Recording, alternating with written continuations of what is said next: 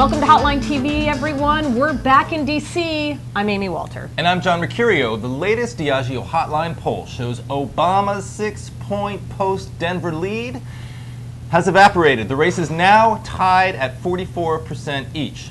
So, Amy Walter, has this race been turned on its head? Or is this just a temporary bounce that need not be taken quite so seriously? We like taking bounces seriously because then we'd have nothing to talk about if we didn't talk about these things. True.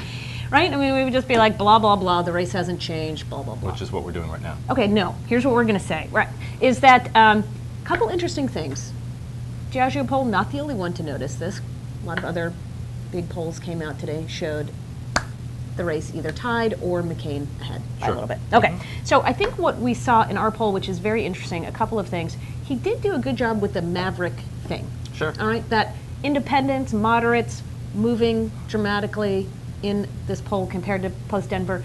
The thing that I find the most interesting, though, is that women still, the key to this election, and Obama still has a bigger gap right now among women than John Kerry had over George Bush in 2004. So that, I think, that's what Sarah Palin needs to be doing. And I think that the pit bull thing, I think it worked very well to get men over. This is where you saw biggest swings were among male voters.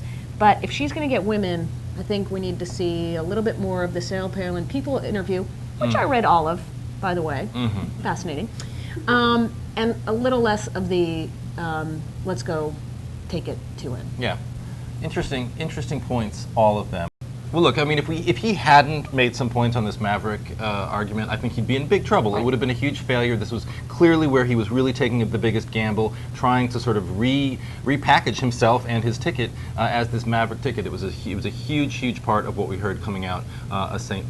Paul last week. But essentially, what we're looking at, I think, right now, is the same race that existed 2 weeks ago, before Democrats went to Denver. We're essentially tied. It hasn't really, Obama had his bump post-Invesco, and now McCain is enjoying his. I think, though, if you look at the only real poll that matters, the race for the Electoral College, you still see an advantage for our friends over at First Read MSNBC, still have Obama with about a 12 Electoral College electoral vote lead at this point. So, I still think, despite the fact that Sarah Palin is dominating the news coverage, despite the fact that the Obama campaign is back on its heels, trying to figure out how to compete with this sort of surprise choice for vice president on the Republican side, I still think it's a Democratic advantage. And the problem, I think, for Democrats is going to be that they have this mentality of going into an election assuming that they're going to lose, and what they're going to need, what I think they're going to need to do right now is motivate the troops in a way that can be harder to do than rallying and unifying the Republican conservative base. Interesting. All right. Speaking of Mavericks, what do you think of the new Mavericky ad we're going to watch right now from John McCain? The original Mavericks. He fights pork barrel spending. She stopped the bridge to nowhere. He took on the drug industry. She took on big oil. He battled Republicans and reformed Washington. She battled Republicans and reformed Alaska. They'll make history. They'll change Washington. McCain-Palin. Real change. I'm John McCain, and I approve this message. So, okay, let me get this right. John McCain and Sarah Palin are Mavericks, or they aren't Mavericks? Apparently they are. They are Mavericks. Yes. Okay, I was a little confused from that ad as to what exactly I was supposed to take away from it. Status quo. Yeah, they need to hit that. They need to hit that hard. The Obama campaign, I think, really has been caught at a loss here. They really were, I think, surprised by the Sarah Palin choice. And there are several key arguments that they could be making about how she isn't a maverick, about how she was a defender and a champion of earmarks, how she hired a lobbyist to go to Washington to seek federal funding for her town and for her state.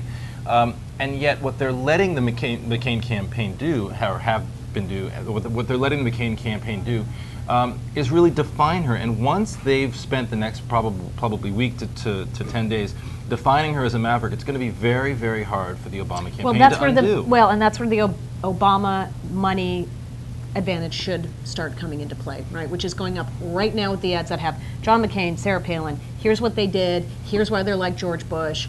They're no mavericks. Now, she does have a good favorable. I agree with you, even among independents as well as Republicans. They seem to like her. They think she's prepared for the job. So she got a good balance from the convention. We just don't know how thick and deep that is.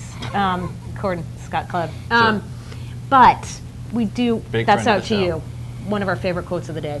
But I think you're right. If the Obama campaign wants to have this argument, they have to start making those connections right now on TV before this digs in. But an interesting pivot, I think, and we saw this all take place last week in St. Paul, an interesting pivot for the McCain campaign from experience where they started to see diminishing returns onto this maverick change thing, which I think, if you look back, it's really been where McCain's strengths were all along. And for that, I think she was a good choice, Sarah Palin.